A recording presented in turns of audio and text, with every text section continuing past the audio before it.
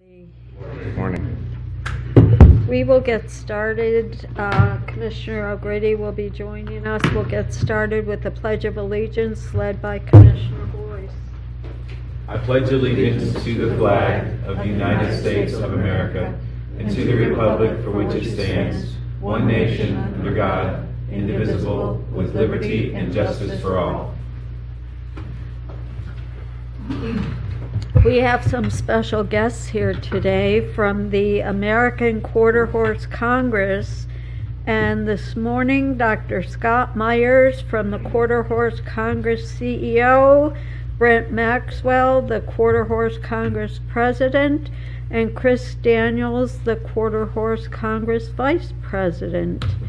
This is the 53rd Annual Congress at the Ohio Expo, and started last week on the 1st, will run through October 27th. Please come on to the microphone, and we've got the Congress Queen with us as well. Good morning. Good morning. I'm Scott Myers, and I'm CEO of the Ohio Quarter Horse Association and the All-American Quarter Horse Congress. And I've brought Taylor Foster with me. Taylor is the 2018 All-American Quarter Horse Congress Queen. So she served the last year as our ambassador and traveled the country to represent us and the great people of Columbus and Franklin County. And we're so pleased that she's joined us here this morning. Welcome. Great.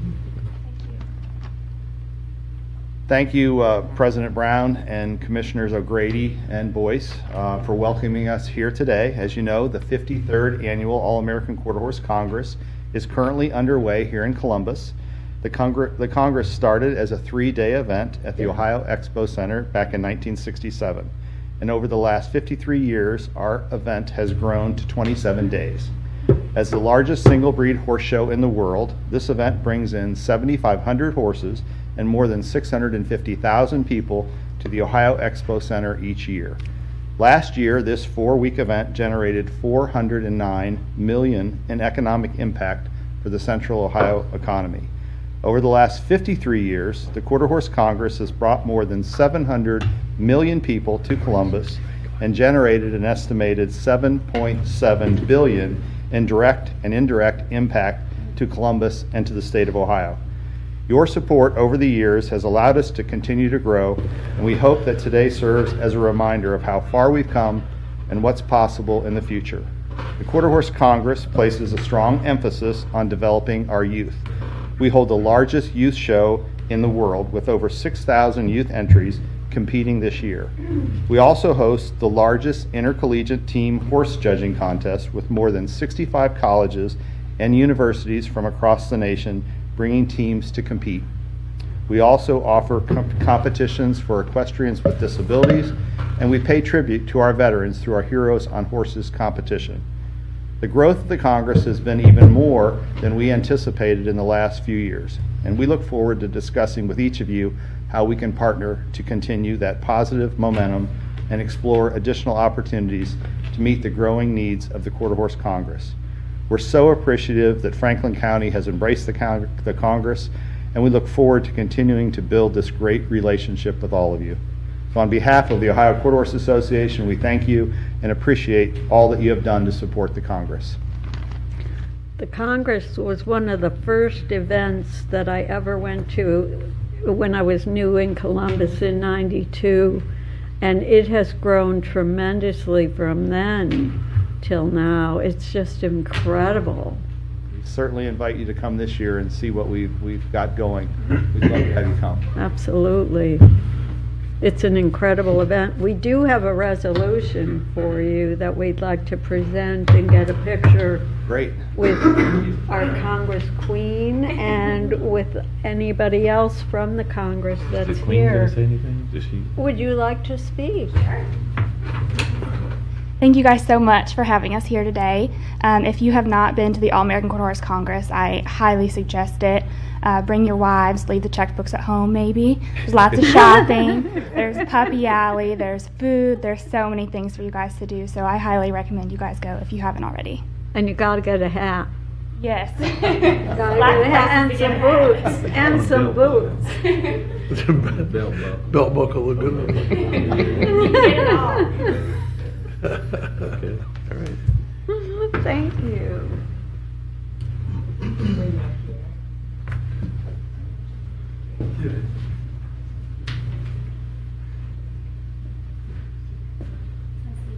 Oh, I love that.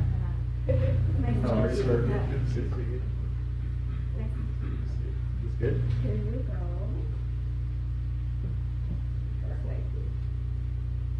Okay, we got a few here.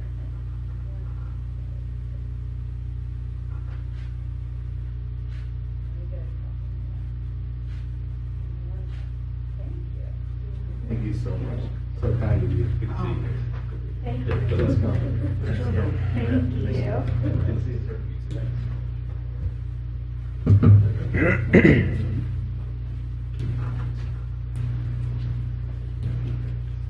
Today, but it sucks. It didn't work. I got to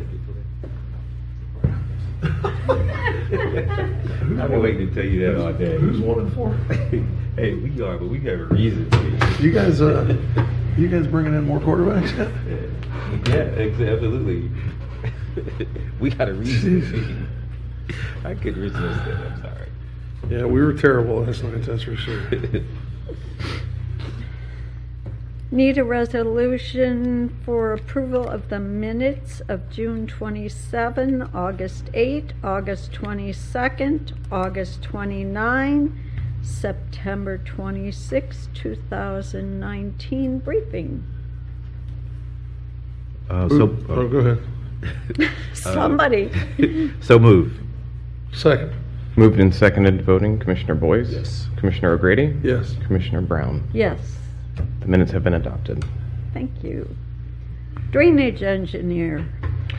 Resolution number 716-19, resolution approving a ditch maintenance petition for the farms at Jefferson Phases 1, 2, 3, 4, 5, 6, 7, 8, and 9, Jefferson Township, Franklin County, Ohio. Do we get all the phases? Yes. Okay, making sure. Good morning, Commissioners. On behalf of Engineer Robertson, my name is Fritz Crozier, Chief Deputy of Engineering, and with me today is Ed Herrick. Commissioners, this first resolution seeks approval of the ditch maintenance petition for the drainage improvements within phases 1 through 9 at the Farms of Jefferson subdivision located in Jefferson Township. This petition ensures that these improvements will be properly maintained. Pending any questions, I'd ask for your approval. If there are no comments or questions, move for adoption of 716-19. Second. Moved and seconded voting, Commissioner Boyce? Yes. Commissioner O'Grady? Yes. Commissioner Brown? Yes, Resolution number 716-19 has been adopted. Excuse me. Resolution 717-19, resolution endorsing application submitted by the Franklin County Engineer for technical assistance through the Mid-Ohio Regional Planning Commission Insight 2050 Technical Assistance Program. Commissioners, as noted, this next resolution will authorize the Franklin County Engineer to apply for technical assistance through the MORPC Insight 2050 Technical Assistance Program for the Complete Streets Policy Implementation Toolkit. The toolkit will provide our staff with guidelines on how to design projects that demonstrate the benefits of various modes of transportation, including appropriate bicycle and pedestrian accommodations throughout Franklin County. Pending any questions, I'd ask for your approval. If there are no comments or questions, move for adoption of 718-19. I'm sorry. Yeah, I moved ahead already. 717-19. Second. Moved and seconded voting, Commissioner Boyce? Yes. Commissioner O'Grady? Yes. Commissioner Brown? yes, Resolution number 717-19 has been adopted. Resolution number 718-19, approval of the Farms at Jefferson Phase 1 and 2, subdivision plats, Jefferson Township, Franklin County, Ohio. Commissioners, this next resolution seeks approval of the Farms at Jefferson Phase 1 and 2 subdivision plats. Subdivision is located in Jefferson Township on Clark State Road between Babbitt Road and Dixon Road. Approval of this resolution is the last step in the legislative process, and it allows the developer to begin to sell lots and start building homes. Pending any questions, I'd ask for your approval. If there are no comments or questions, move for adoption of 718-19. Second. Moved and seconded voting, Commissioner Boyce? Yes. Commissioner O'Grady? Yes. Commissioner Brown? yes, Resolution number 718-19 has been adopted. Resolution 719-19, resolution requesting a weight limit posting for the bridge located at Chippewa Street, Township Road number 2353, Franklin Township, Franklin County, Ohio.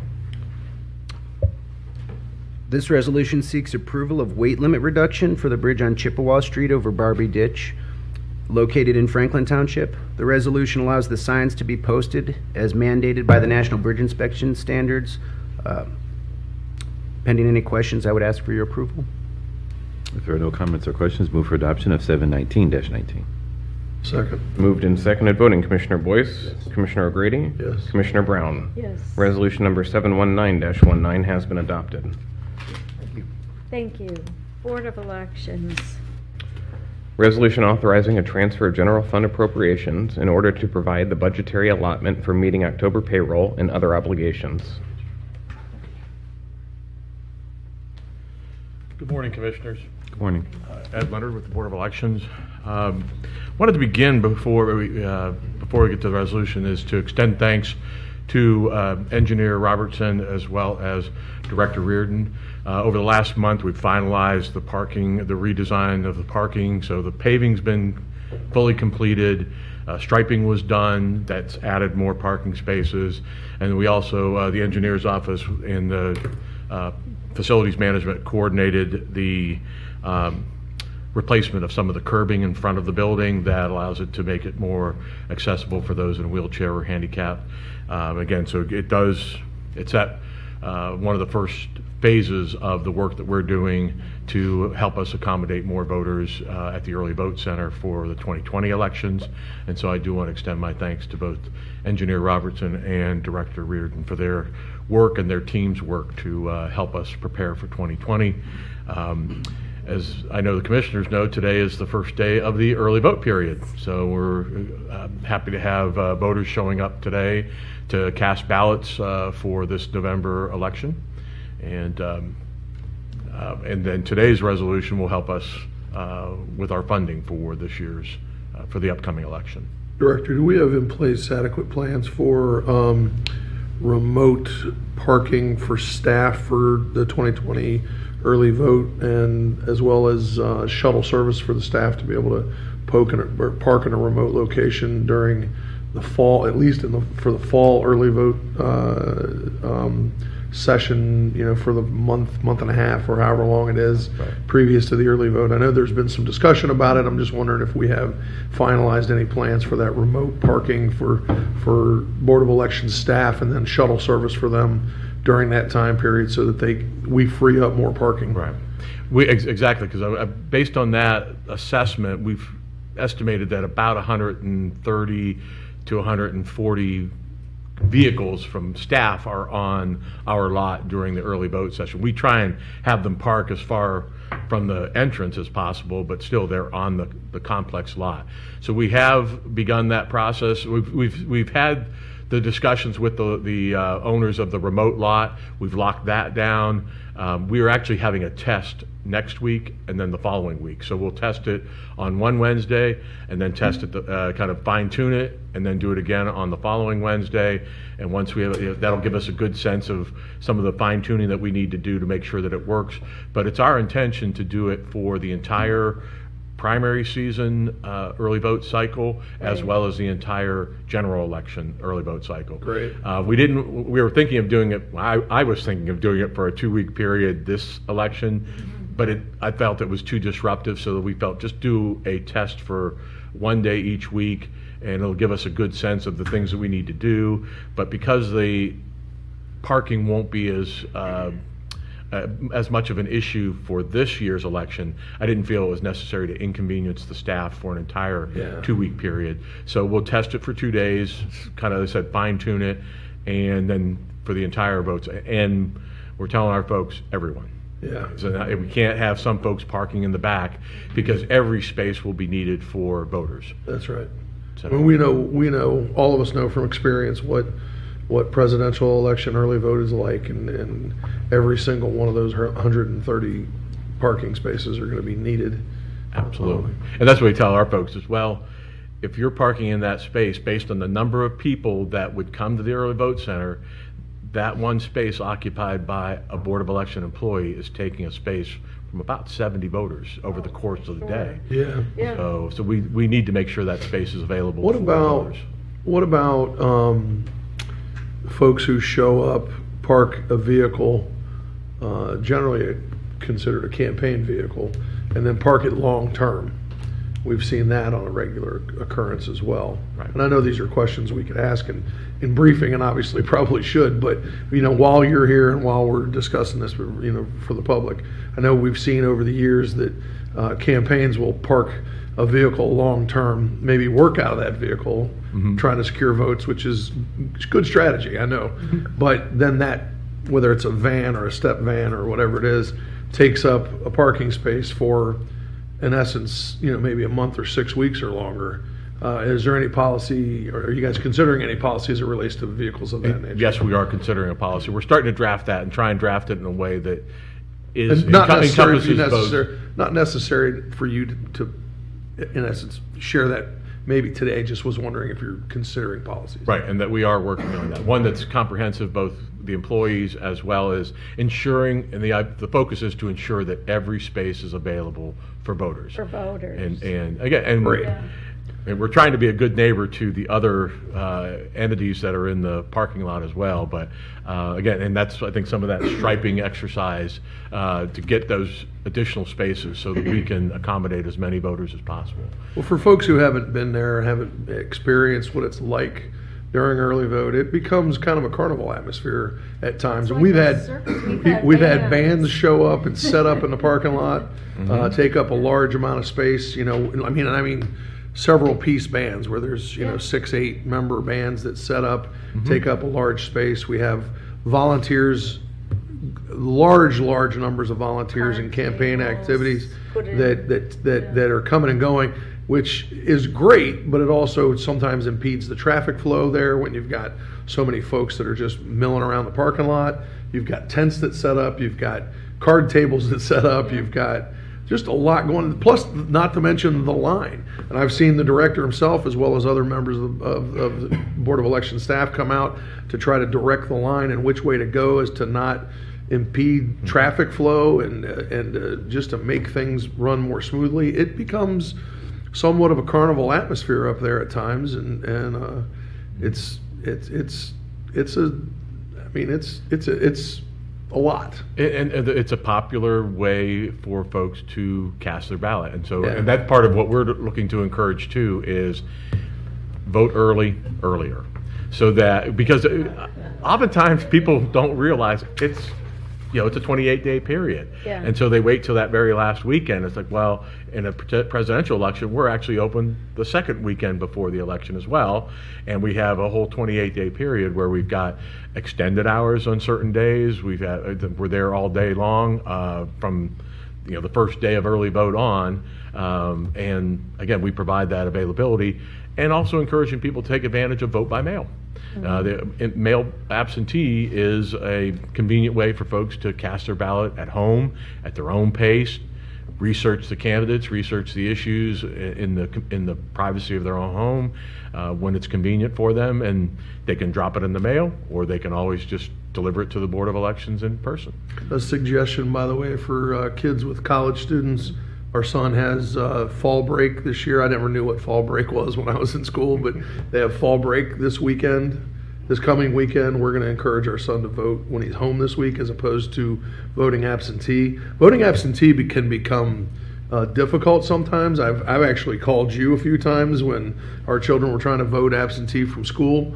It can become, well, I wouldn't say it's difficult. It just, you wonder, you worry. Did my kid actually get their absentee ballot in on time? Did their vote actually count? Our son's home this weekend. We're going to encourage him to vote this weekend. He has to get his application in. There's no early vote hours this weekend. I understand. No, we're going to encourage him to do the process while he's home this weekend. Right. From Cincinnati, from the University of Cincinnati. Get it done while you're home this weekend. Again, we just want to encourage as many voters as possible. Take advantage of the opportunities that are available. By the way, we don't tell him. And oftentimes we don't tell him who to vote for. He chooses that himself. We just encourage him to vote. Is to share the information, because oftentimes people don't know that they're eligible to vote absentee, that anybody can vote in-person, absentee, anyone can vote by mail, that they don't have to have a reason. I'm surprised sometimes when I hear the question asked, well, can anybody vote by mail? Yes, anybody can vote by mail. But it's surprising that people, even though we've had no-fault absentee for 15 years now. Yeah. Or I'm sorry, 13 years now. And there are still people that don't know that anyone can vote by mail. So again, we've been working to get that message out there. Great. Have our members of the Board of Elections done any more or been encouraged to do any more as it relates to voter advertising? Yes, there have been conversations and encouragement, but there doesn't seem to be any movement on the question. You know, the idea that everyone can vote early is a good reason to advertise voting. Yeah. Well, particularly with the challenges that we're going to have at the Early Vote Center this year. I mean, we've lost, because of new construction, we've lost 250 spaces. We have a new tenant in the old Kroger space, which we didn't have in 2016. And so now that's probably an additional 50 to 60 parking spaces that are taken up by the traffic for that home buys location.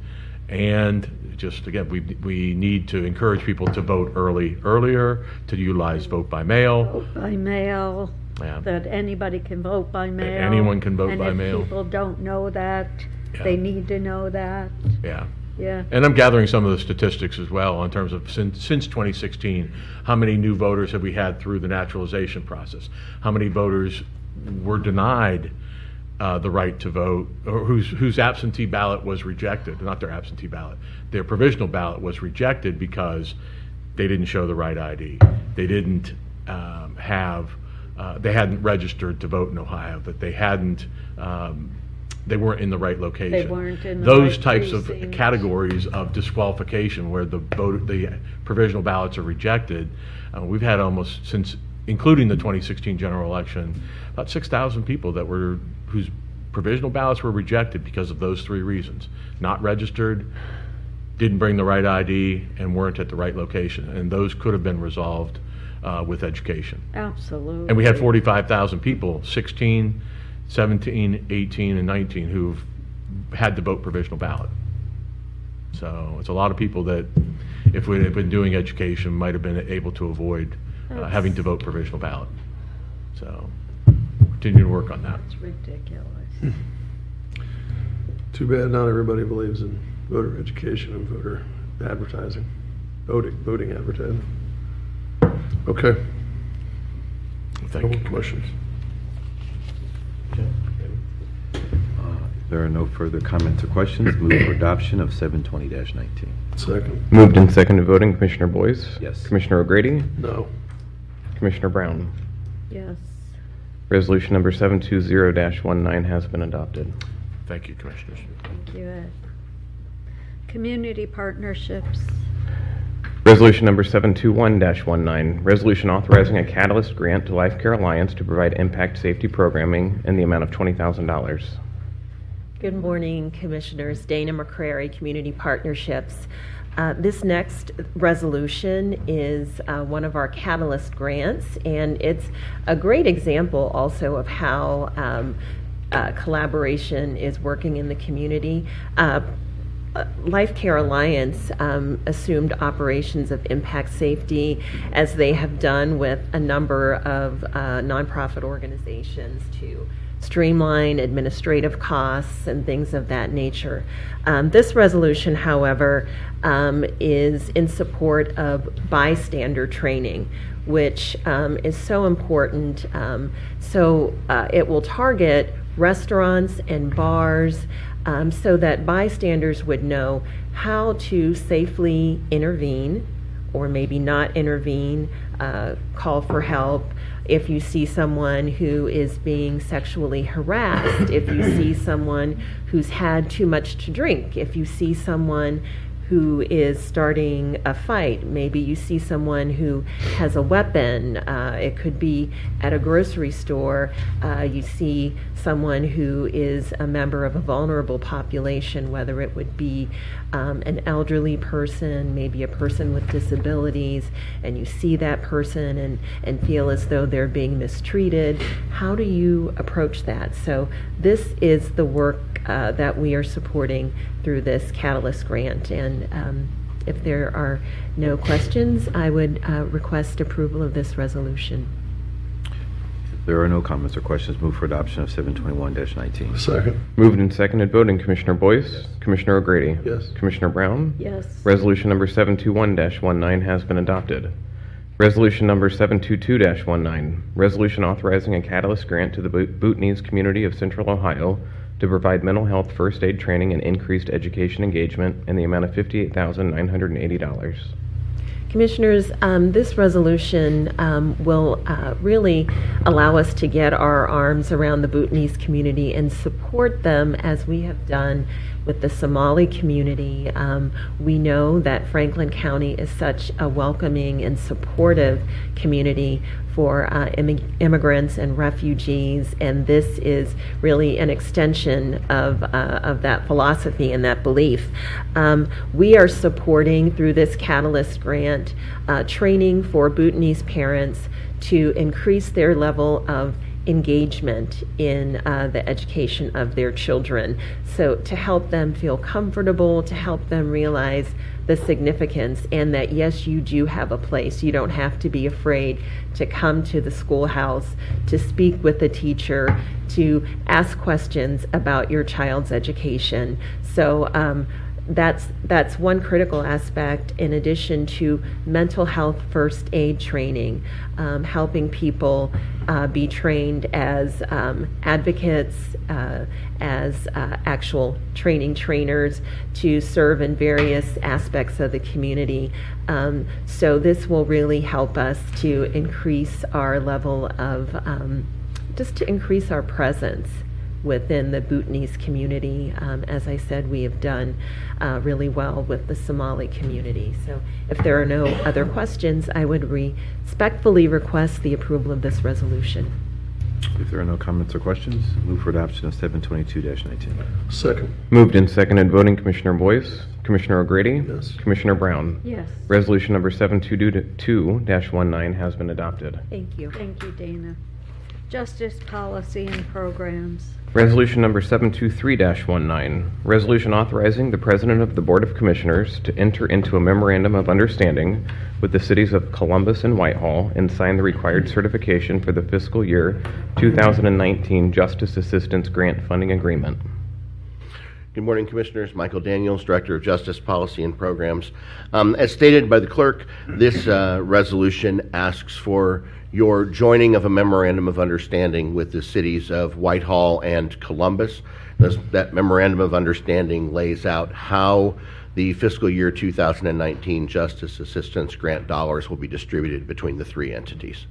Pending any questions, I'd ask for your approval. Could you just give a quick overview of that, if you don't mind? Sure. So the memorandum of understanding lays out the grant this year is $462,736. So Franklin County Public Safety, through the Sheriff's Office, gets $162,000 of that. Most of that, Commissioner, will be used for overtime dollars for a variety of projects, including the Internet Crimes Against Children Task Force and some other programming in the Sheriff's Office. We can give you a full list. The City of Columbus gets an equal number of dollars. That's almost always spent on personal protection equipment for law enforcement. Whitehall gets $13,592, which they apply to their juvenile delinquency prevention efforts. And then our office keeps about $68,500 for emerging trends, things we can't anticipate over the next 3 years, but we'd like to have money to do. We also administer $10,000 in travel, $44,000 in administrative overhead. Most of that goes to offset the salaries for folks in my office who are working on this grant. Thank you so much. If there are no further comments or questions, move for adoption of 723. Second. Moved and seconded, voting Commissioner Boyce, Yes. Commissioner O'Grady, Yes. Commissioner Brown. Yes. Resolution number 723-19 has been adopted. Resolution number 724-19, resolution authorizing receipt of the fiscal year 2019 Justice Assistance Grant, JAG, from the U.S. Department of Justice. Commissioners, now that the memorandum of understanding has been approved, this resolution asks for your actual acceptance of the grant so that the feds will actually send us the money. That would be nice. If there are no questions or comments, move for adoption of 724-19. Second. Moved and seconded, voting Commissioner Boyce, Commissioner O'Grady, Commissioner Brown. Yes. Resolution number 724-19 has been adopted. Resolution number 725-19, resolution authorizing a professional services contract with Bailey Hilliard for the provision of data collection and analysis under the fiscal year 2018 Comprehensive Opioid Abuse Site-Based Grant Program in the amount of $10,000. Commissioners, this resolution authorizes a contract with Bailey Hilliard. You will remember her as the former Bailey Stobart. To continue data collection and analysis work for us regarding the programs that we distribute under the Comprehensive Opioid Site Abuse Prevention Grant. Pending any questions, we'd ask for your approval. Great. If there are no comments or questions, move for adoption of 725-19. Second. Moved and seconded, voting Commissioner Boyce, Commissioner O'Grady, Yes. Commissioner Brown. Yes. Resolution number 725-19 has been adopted. Resolution number 726-19, resolution authorizing the President of the Board of Commissioners to accept on behalf of Franklin County a fiscal year 2019 Second Chance Act addressing needs of incarcerated parents and their minor children award from the U.S. Department of Justice. Commissioners, we're really excited to bring this one forward. We wrote for this grant from the Department of Justice through the Office of Juvenile Justice Delinquency Prevention for money to be able to work on programming for parents and their incarcerated parents and their minor children. We recognize that having a parent incarcerated is certainly a traumatic experience for a young person. So this grant will allow us to do some very targeted work, specifically in economically challenged areas and communities who are overrepresented within the justice system. But give us an opportunity to target both the men who have been incarcerated to help them with their parenting skills and to keep touch with their families, but also to intervene on behalf of the children and the caregivers who are still at home to handle that trauma, to handle the extra stresses that happen when that person is removed from the home, and to make sure that we're keeping those family units in contact and intact as much as we possibly can.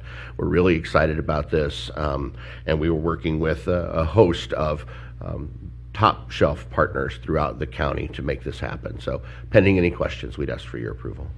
If there are no comments or questions, move for adoption of 726-19. Second. Moved and seconded, voting Commissioner Boyce, Commissioner O'Grady, Yes. Commissioner Brown. Yes. Resolution number 726-19 has been adopted.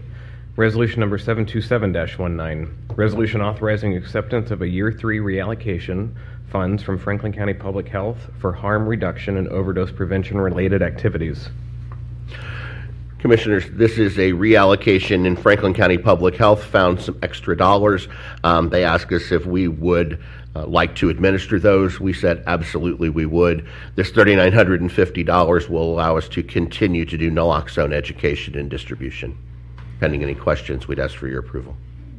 If there are no comments or questions, move for adoption of 727-19. Second. Moved and seconded, voting Commissioner Boyce, Yes. Commissioner O'Grady, Yes. Commissioner Brown. Yes. Resolution number 727-19 has been adopted. Thank you, Commissioners. Thank you. Public Facilities Management. Resolution number 728-19, resolution authorizing recycling of information technology equipment declared obsolete by the Franklin County Automatic Data Processing Board. Good morning, Commissioners. Darla Reardon, Director, Public Facilities Management.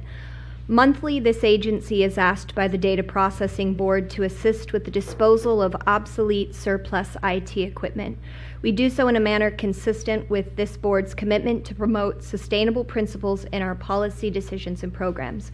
Pending any questions, we request your approval to dispose of this e-waste. If there are no comments or questions, move for adoption of 728-19. Second. Moved and seconded, voting Commissioner Boyce, Commissioner O'Grady, Yes. Commissioner Brown. Yes. Resolution number 728-19 has been adopted. Resolution number 729-19.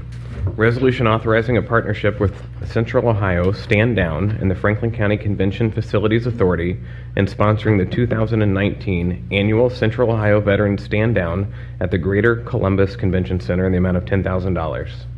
This resolution authorizes the county's continued partnership in sponsoring the 2019 annual Central Ohio Veterans Stand Down event on October 15th at the Greater Columbus Convention Center located at 400 North High Street. The county's support helps defray costs associated with this important event. I am pleased to welcome Dan Willis, Vice Chair, to discuss this year's Central Ohio Veterans Stand Down event. Then, pending any questions, we request your approval of this resolution. Welcome. Good morning, Commissioners. Morning. Thanks for having me back again. When you see me, remember I'm just the front man. There are 15 other volunteers around the committee that work 9 months to prepare for this program every year. So I appreciate the opportunity to talk about our program, but please keep in mind there are a lot of other people who are volunteers that make this happen so that all of our donations, 100% of our donations, go to serve our veterans. Last year I talked about 2 new things that we added to the program. One was a job opportunity and academic opportunity. Last year at our program we hired 15 people at our program. We checked 90 days later, they're still employed. So we do follow-up too. For the academic piece, we started the conversation because there's GI Bills and things like that. So I don't know how many actually went to one of the colleges, but we're going to continue both of those efforts. One of the things that we do, because we've talked about Stand Down a lot, we always try and add new things. So let me talk about something fun that we're adding this year. We're finding that in our study that there are a lot of veteran organizations that provide services to veterans for free that are recreation in what they do. So there's horses, there's golf, there's hiking, there's sled hockey, all these different things. So we're having a veteran-only recreation section. So veterans who are coming to our program can sign up for those activities and have camaraderie with other veterans on our site. So it's a little bit of fun. We're even going to have a mini horse there for Horses from Hooves. A lady from Veterans for Animals, Comfort dogs are going to be there too, just walking around, at least start the conversation. Our job is trying to inspire our guests of the opportunities that are available to them should they choose. That's why we produce this book every year. We give it out to our veterans, our guests, and all of our providers. So when they go home, they have full reference of everybody who's on that floor that day. So that's what you have in front of you for this year's program.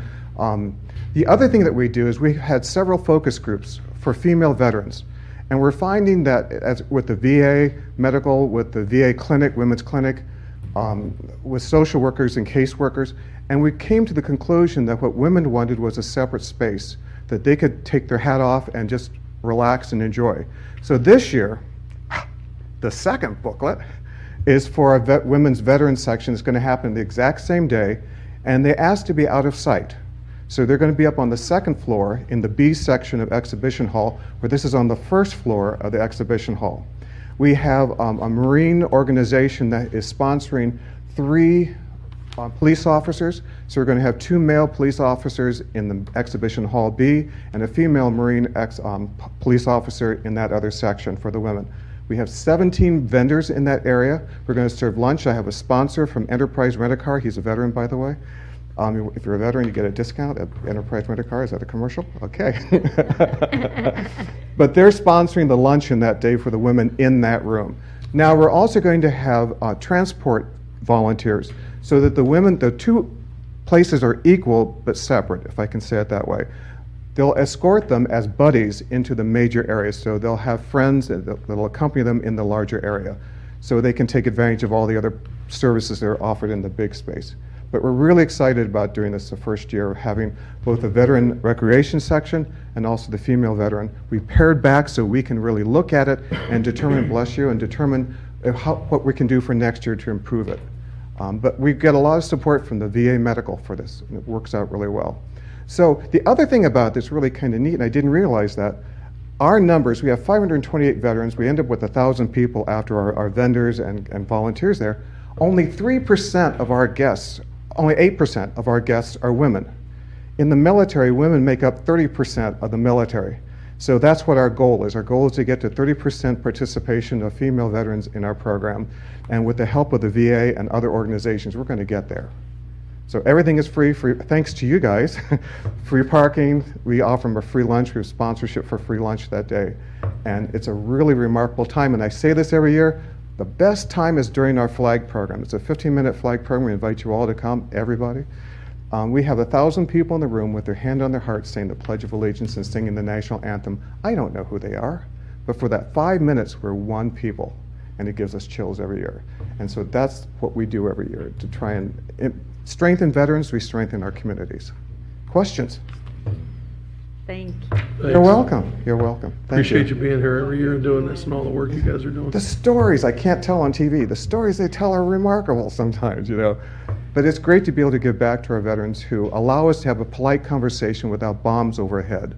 Sure. Okay? So even though 9% see combat, 91% work in warehouses, they drive cars, they do all these other things to make sure that we can be safe where we are in our neighborhoods here.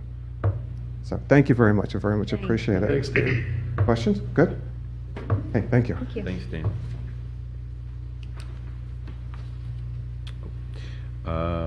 If there are no comments or questions, move for adoption of 729-19. Second. Moved and seconded voting, Commissioner Boyce, Yes. Commissioner O'Grady, Yes. Commissioner Brown. Yes. Resolution number 729-19 has been adopted. Thank you. Thank you. Thank you, Dan. Purchasing. Resolution number 730-19, resolution approving purchases for various Franklin County agencies in the amount of $723,208.03. Good morning, Commissioners. Megan Perry Balanier, Director of Purchasing.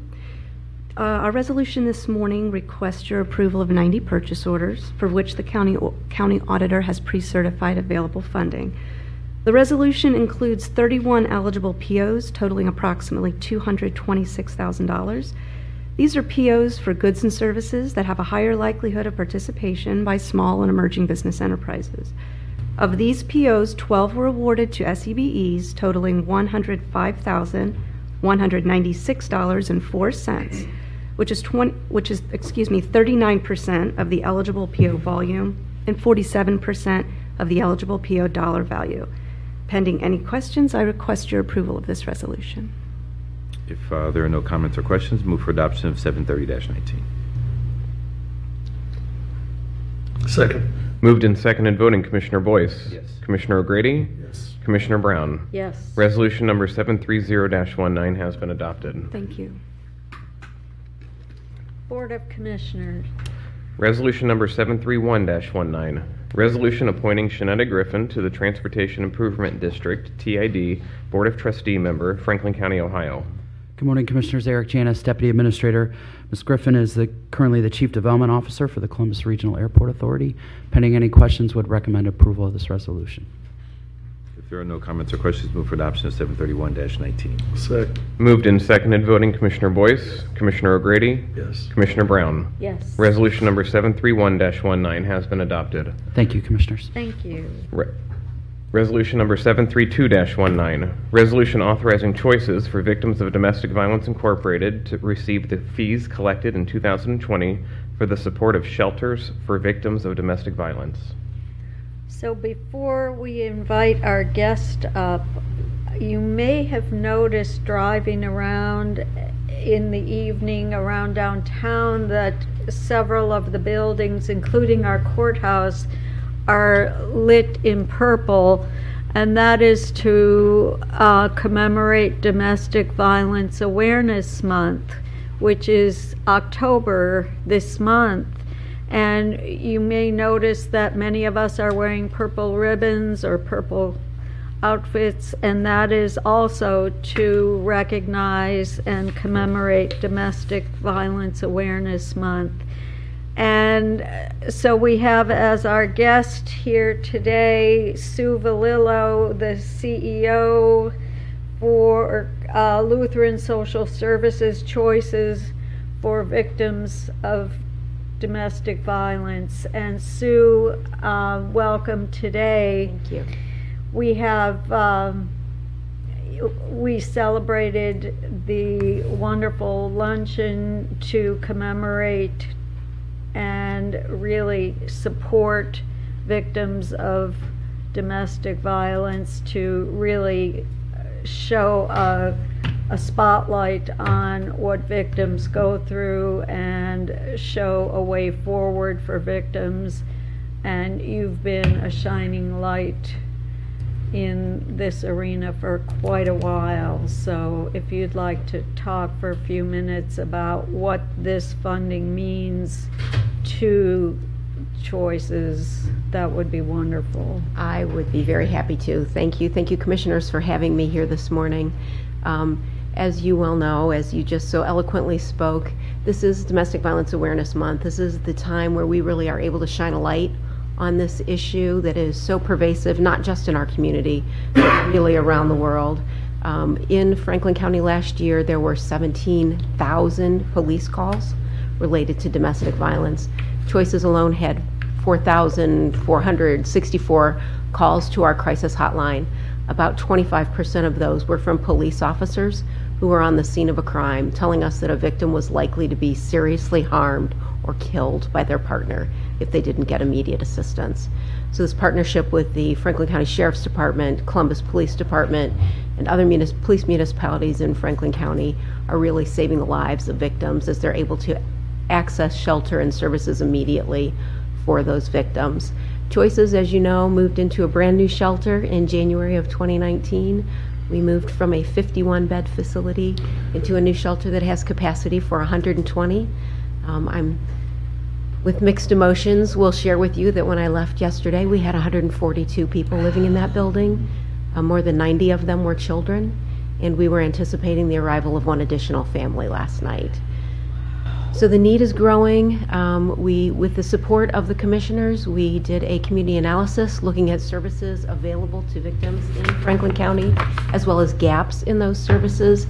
One of the interesting findings from that was based on the projected growth of this community by 2040, we will have 70,000 women in Franklin County annually being the victims of domestic violence.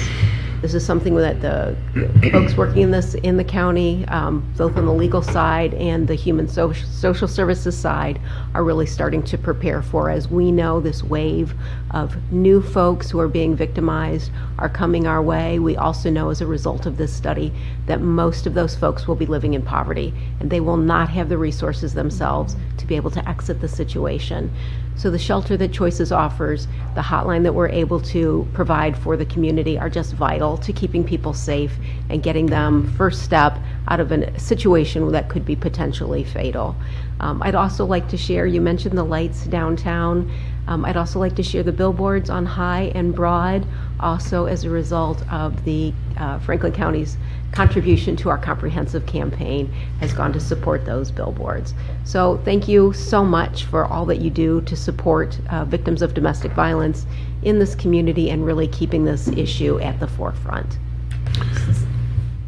You know, Sue, one of the things that I found was great last year when I toured the facility right before you guys were getting ready to open was the addition of the veterinary clinic. Yes. Because you have the families have the ability to be able to bring their pets now, which was one of the big deterrents. A lot of times women didn't want to leave because they didn't want to leave their pet behind. Right.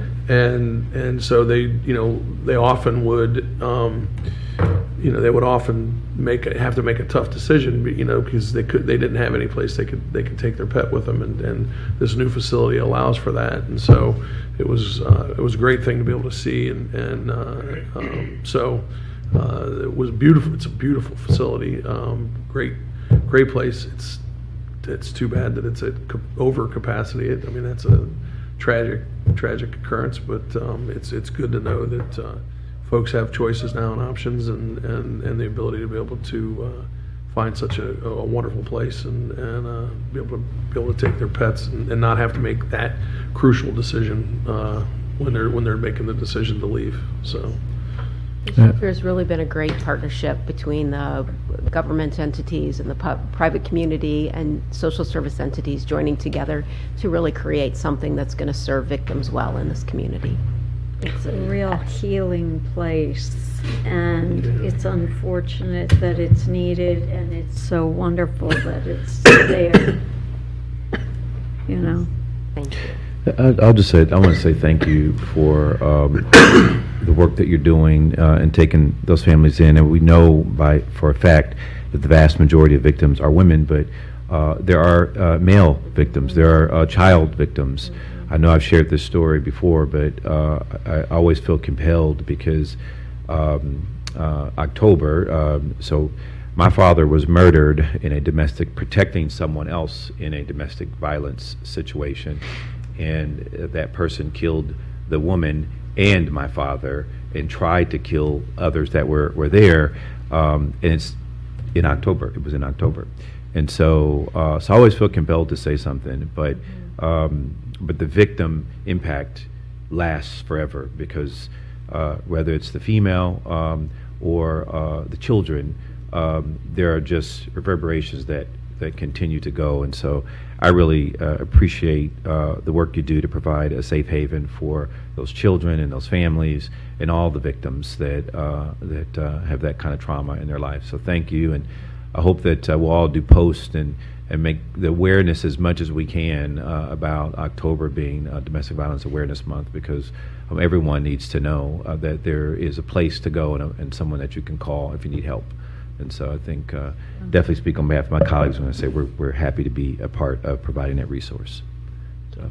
And Sue, we do have a resolution recognizing Lutheran Social Services and choices for National Domestic Violence Awareness Month we'd like to present. I got to move for adoption. Do we want to move first? Yeah. Sure, we can do that. Move for adoption of 732-19. Second. Moved and seconded, voting Commissioner Boyce? Yes. Commissioner O'Grady? Yes. Commissioner Brown? Yes. Excuse me. Resolution number 732-19 has been adopted.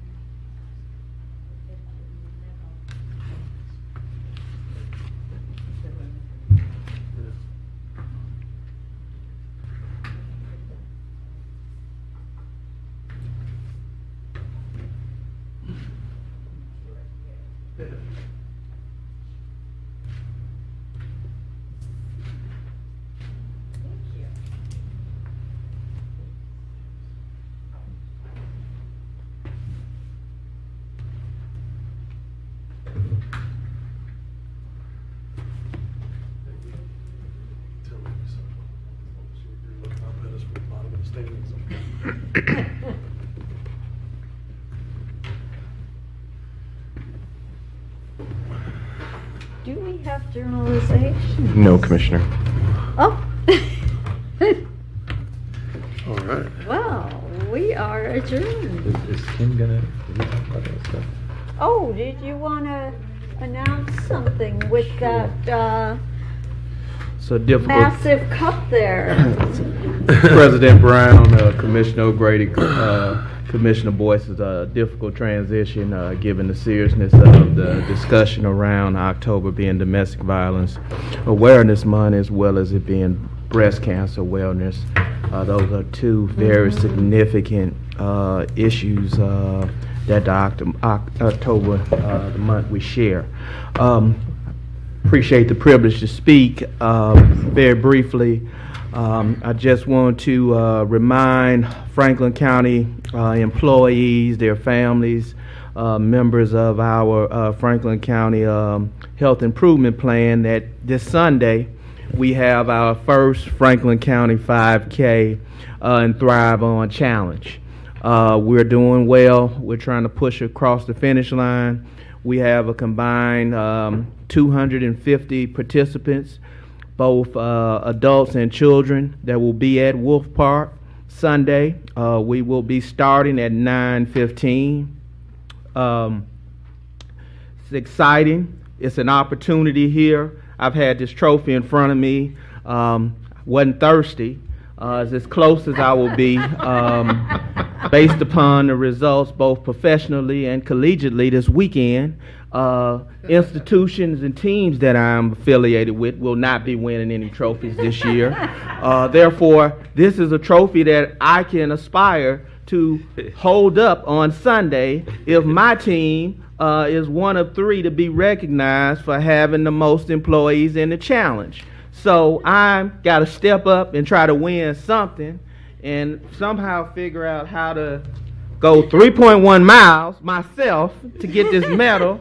And I'm challenging everyone else to, if you got a pair of good shoes, we talked about shoes, the importance of shoes, come join us. If you part of hashtag Team Franklin County, we need you to participate in this event because we want this event to be successful. In all seriousness, we want all of our employees to be healthy, and one way to be healthy is to move every so often.